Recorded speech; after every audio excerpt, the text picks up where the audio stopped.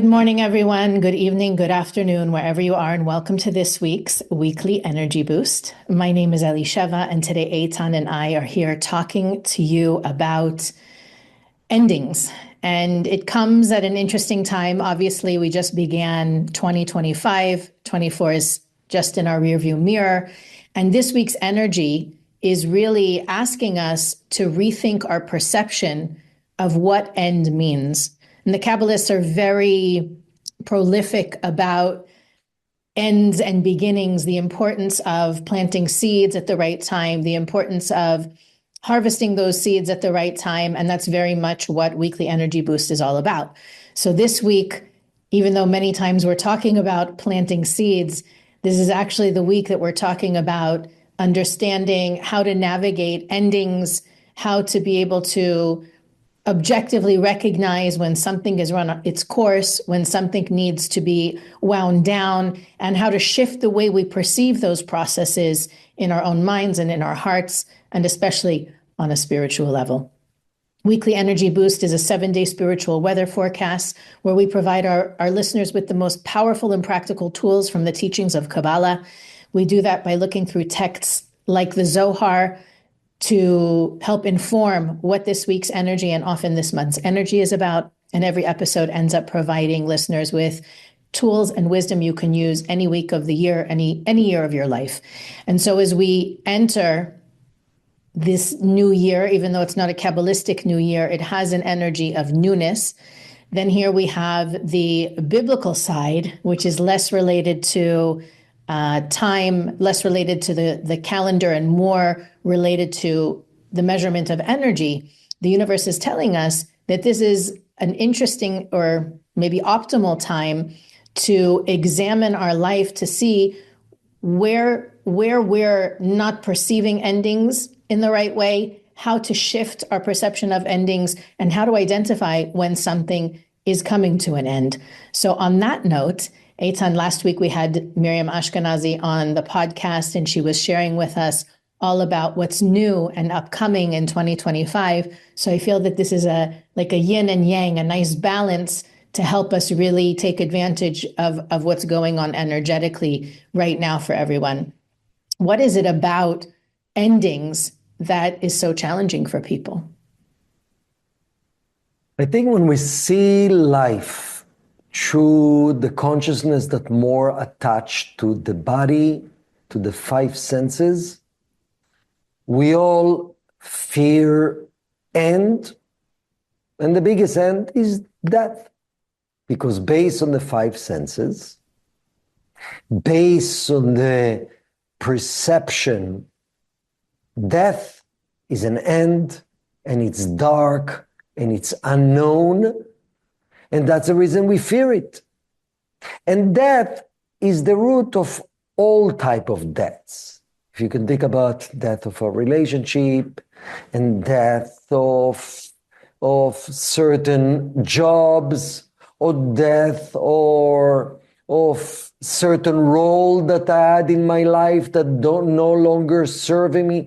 So we all afraid that, especially when it's unknown, that the death of something, the end of something, will bring with that confusion, uncertainty, darkness, and chaos. So this is from the point of view of the perception that stems from the lower consciousness. You know, we all have, the Kabbalah is saying there's 3 major ways that we can see life through. The lower level called nefesh is the part of our consciousness that attached to the 5 senses, to time, to space, to what I see, to what I don't see. There's ruach and there's neshama. Neshama is the higher part of our soul. And all what we do, even in this podcast, is to share wisdom from the Kabbalists, from the ancient Zohar, how to at least try to see, to understand things from the perception of my higher self. So according to the Neshama perception, the higher self perception, every end, it is actually a beginning to the next level, to a higher level. if I allow it, doesn't have to be this way, if I would allow it, in the same way that it says in the Zohar, when an elevated person leaves this world, while the people who see that person, for them it's death and it's pain and it's no more life, but actually to that individual, to that spirit that lives forever, there's additional of life. There's additional of joy. There's additional ability to support even the people on this planet. So it seemed to be contradictory to the perception of the limited perception. But all what we're going to speak about is give examples in real life situation, how when I shift my perception, that end is not an end. End is opportunity for a greater beginning and a seed for bigger blessing. Actually, I can allow that to happen. It's so interesting. I was just talking to someone about in their work, there's someone that they work with that they feel is no longer aligned with not only the mission of the company, but also personally with the person that I was speaking to. So, she has felt this for a long time and she's been putting it off for some time, hoping that it'll take care of itself. But at the same time, also knowing, and like you said, being more attached to that lower level of consciousness, of awareness, she's afraid of what facing or addressing the misalignment is going to do. She doesn't want to hurt the other person. She doesn't want to do damage. And again, the fear of the unknown, of what's going to, if that relationship ends, what are the unknown of how that's going to look and feel feels very real and very scary. So I shared with her a few different examples from people that I've worked with in the past that, you can also relate this to relationship, by the way, a romantic relationship, that when a relationship has run its course and we hold on to it, it's often holding back everybody who's involved. That not feeling aligned with the person in front of you is also a sign that there's someone out there that is better aligned. And holding on to the relationship, holding on to the partnership, holding on to the project that feels no longer in alignment is preventing something that's real and powerful to take its place. And it reminds me, I know it's a little bit cliche, but it's like in the same way that in the winter, trees let go of their old leaves to make room not only for more leaves, meaning to replace those leaves, but that letting go also is what allows the next season to have more leaves and more branches and more fruit. But it's in the letting go that we allow the space for something new to grow. Now, that doesn't mean you should go to every single person in your life and say, we're done, just because there's a little bit of discomfort or maybe annoyance or irritation, but to begin to look at those areas of our lives. And in last week's episode, we spoke about dealing with last week's energy was more about confronting things that are no longer serving or facing issues that maybe we've put on the back burner that are taking space and energy that need resolution.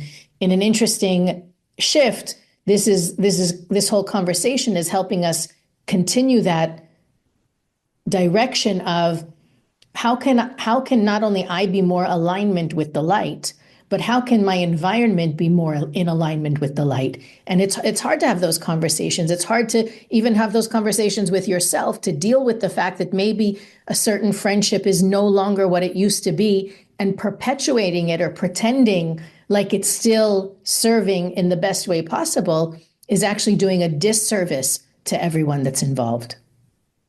Beautiful. I think when people come to me and ask me, how do I know that this is the time to let go of my job and to move on? How do I know it's the time to let go of this particular relationship? So I always would advise people, and that advice that I'm trying to follow myself, before you make this decision, don't look for security of the future. Let go of that question. What's going to be in the future? Ask yourself in a quiet moment, in a meditative moment, deep in my soul, in that dimension within me that knows and feel the truth. Imagine you have no fears of the future. Just be honest with yourself. Have you tried everything? Do you feel it's the end of that particular chapter? Or you're asking this question because you're escaping a little bit more hard work you're supposed to put, and you're just a typical Gemini that when things are uncomfortable, you want to run away. So of course, if that's the case, stay, learn more lessons, make more effort. But in this week's session, we're saying when you, in your authentic self, deep inside, feel it's okay. I did my best here. In the relationship, in a job, and sometimes in the house that you're living, in the living environment that you have. Sometimes you feel, that's it, it's the end of this chapter. I'm ready to go to a different neighborhood, to a different city. Yes, but I'm afraid of this, of that. Forget about the second question. What will be the future? Be present with how do you feel about the present moment. Is it a time to move on? If it is objectively, then before you're looking at what do I need to do and how the future look like, you need to know that without that ending, there's a seed for a major next level growth. Because from the universe point of view, from the light point of view, in life, the universe will push us to go upwards. From limited perception point of view, we're going through ups and downs and ups and downs. From the universe point of view, we're going always up. It looks like we're going down. We're only going up, but that up is concealed and hidden within the unknown. The biggest mistake people doing, they want first to feel totally secure about the future before they're making the move, or before they're making the commitment, or before they're making the decision. Then you're not permitting the newness, the magic to come. Like Rav Ashla giving this beautiful example. When you plant a seed, before the seed will start to grow, it will have to be decomposed and disappear completely in the ground. Only then something else will grow. Same thing in our life. Don't try to control the next step. Embrace what you know, and it's okay to face the unknown, because in that unknown, that's what a fertilizing soil to allow next blessing, next job, next relationship, next position. I spoke the other week with someone that had a goal and to manifest certain project, and they felt so proud and excited. And then they realized, I'm no longer excited about it. And I'm holding on to the project and the goal. So I asked them the question, are you holding on to the project goal because you truly in your heart believe that you need to persevere because there's more to do? Or deep inside you realize, you know what? I need to let go. It's not something that actually belonged to me. And he said, actually, it's my ego that don't feel comfortable with not fulfilling what I set in advance. It's okay. It's not an end. It is the appearance of end. Eitan, you said something before that I think is so real and so relevant for people who are facing the prospect of, let's say, ending one thing and moving to another, is that sometimes we want to leave something behind because it's uncomfortable, because, as you just shared, maybe we're not letting go because of it's something related to the ego. I find that a lot of times people stay in the old or in what's familiar or comfortable because they're worried that in leaving it or ending it, they're running away from their tikkun. They're running away from the potential transformation that's waiting for them in the discomfort or in the situation that they're tired of or frustrated with or whatever it is that's prompting them to think even about ending it. How can we tell the difference between I'm running from my tikkun versus it's genuinely time to move on? So the fact that you even, Elisheva, asking this question, that's already a big part of the answer. Just ask this question, each one of us, as the creator, as the true intelligence of my soul that knows the truth of and the real reality, what's best in a bigger picture. Am I actually certain that it's the right thing for me to move on because there's a new beginning? Or am I escaping something? Am I not dealing with, maybe sometimes you have, for example, you're deciding, yes, this relationship, it's over. But what does it mean escaping my tikkun? Did you confront the person that you are in relationship with about all the feelings that you have? Did you allow a period of true transparency in conversations and sharing feelings before you made that decision? So if a person didn't do it, I would recommend go through your process, even though it may need to end, but go through the process. Share, confront, be vulnerable. So if a person is running away from confrontation all their life, and only because it's uncomfortable to really deal with, at the end of the day, it's uncomfortable to deal with my own feelings. It's not external situations. External situation is just triggering my own uncomfortable feelings that it's hard for us to deal. So for sure, the answer is stay in it. So again, at the end of the day, everything starts with being truthful to ourselves and wanting the truth and not just wanting comfort. It's a big difference because truth will give you comfort, joy, happiness, blessing, but not necessarily right away. It's interesting because I think also in our nefesh perception of end or needing to start all over again, there is also this false perception that if I leave something behind, if it's a relationship, a job, a project, whatever, it was a waste. And we've spoken before about this idea of, if something is a waste of time, right? It's only a waste of time if we decide it is. In the spiritual world, energy is never lost.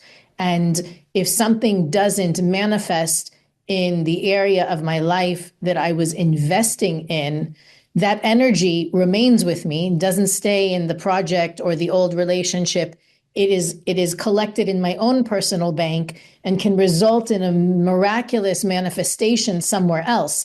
Now, I might look at that conversation and say, well, it's so crazy. We talked for only 2 hours, but things move, it was just magical. The magic is a result of an investment of energy in another area of our life. And I think that sometimes people resist walking away or ending something because they're worried. Like there's actually a word in a phrase for it in psychology, but it's like, if I walk away from it, it's as though it didn't exist. Or people will finish the tub of ice cream because they don't want to waste it, but they also really don't want to eat the ice cream, right? But they just can't stand to waste the ice cream.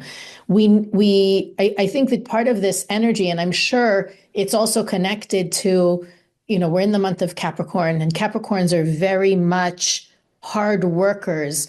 They believe in effort and exertion and commitment, and to be able in this month to also receive, in a way, an antidote for that, taking that ethic, that work ethic, to the wrong place, to the wrong end of the spectrum, where you can't walk away because you've already given it 20 years, and if you walk away, the 20 years was a waste. Or what was it for? To really understand that in the physical reality, and obviously we're in the physical reality for a reason, that degree of illusion that presents itself, that we don't get to see where our seeds are going to manifest. We don't get to see, the next step and the next step and the next step after that.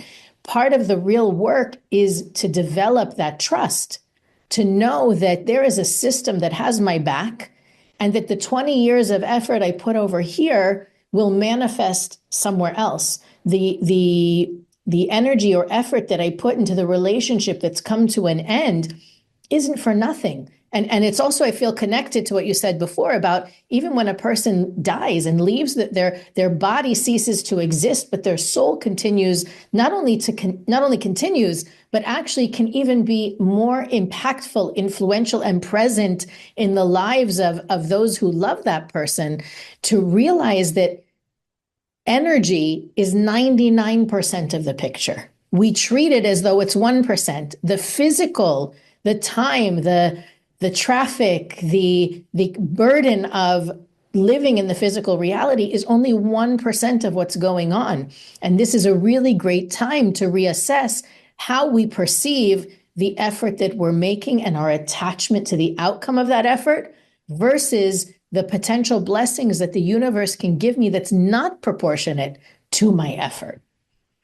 Beautiful. Actually, Rav Ashlag speaks about a concept that refer to the greatest goal of the opponent within. We have a soul, which from that stems positive energy that has continuity, and we have the opponent that try to block us expressing our soul. The evil inclination, the opponent, the negative side. So what is the greatest reward the opponent, the negative side, gets? That concept in Hebrew called tohe al rishonot, questioning and doubting my past positive action. So let's say a person was in a marriage, in a spiritual path, in certain friendship, in certain relationship, and at the time they believe that's what I reveal my energy, my love, my soul, and investing. And from place of conscious, from place of positive intention. And then after a while, like you say, Elisheva, realize it was a mistake. Maybe it was a mistake. But I'm actually prefer to delete that past. I feel uncomfortable about past. It was all a mistake. I'm putting it in a box, in a dark box. It was not good. I rather that past not to go with you. What happened? All this positive energy that you reveal, and you were positive, and you did a lot of positive things, and you did help a lot of people in that process. But at the moment you decide it was bad, it was a mistake, and it's gone, and I wish not to take it with me, you don't take it with you. And when you don't take that with you, you actually missing and lacking the seed for the next level future. So even mistakes that we've done are part of the process of preparing me to this moment. Rav Berg said something very powerful. When you look at your past, learn lessons from the past, never regret your past. Because when you regret your past, you actually don't take all the lessons and all the light that led you to this chapter in your life. And how does it manifest itself?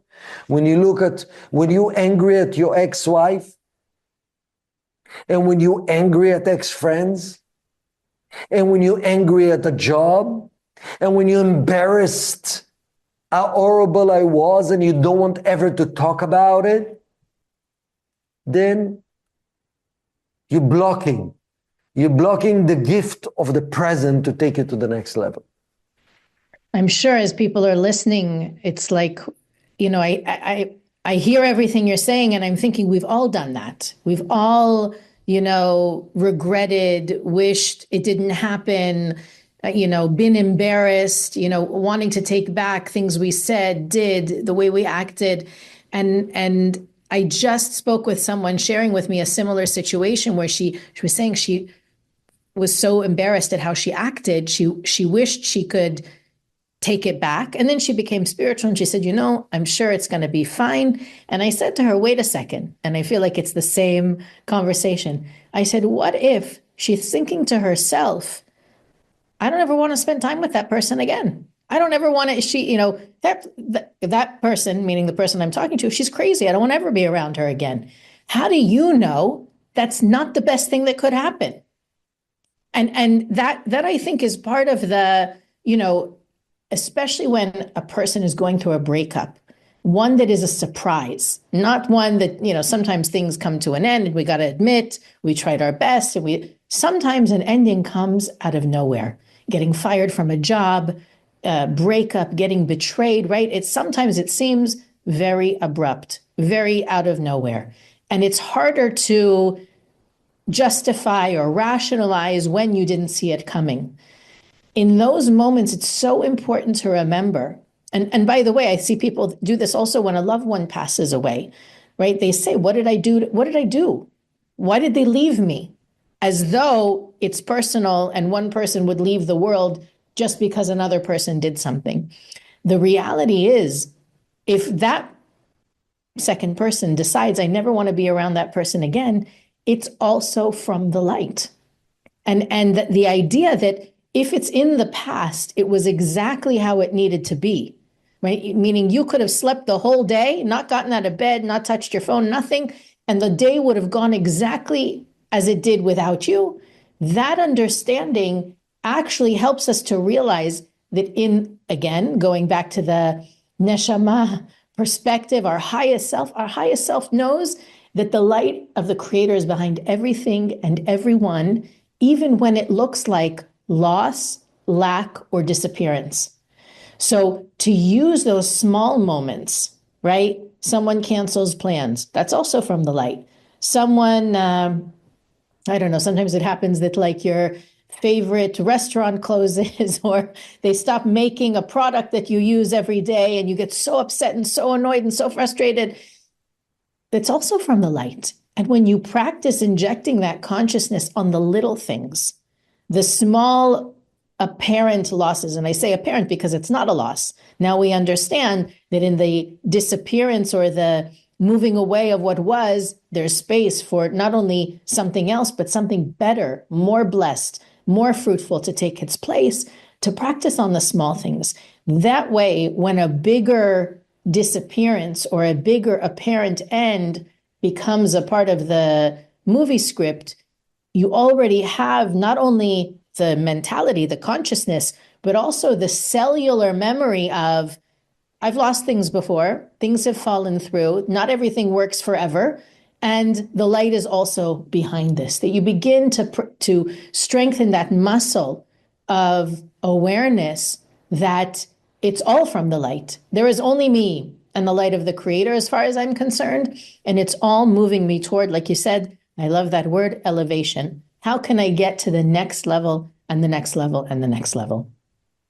The last thing that I'll share, what you exactly said, Elisheva, the ability to accept the plan of the next level is the secret of rejuvenation, youth, inspiration, renewal.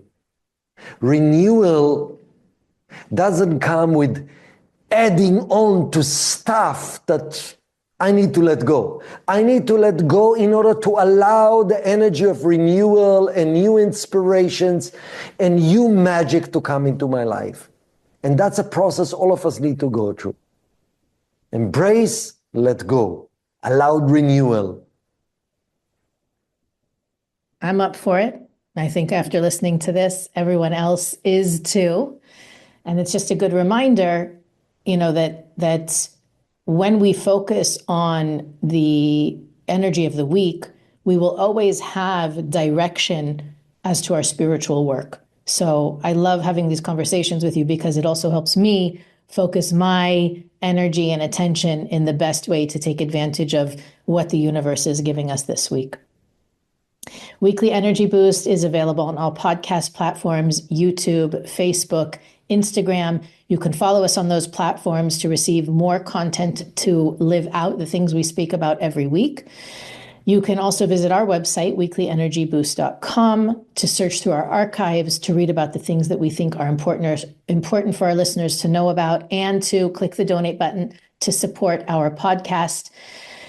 As always, share this episode, like, rate, review, and we'll see you next week on the Weekly Energy Boost.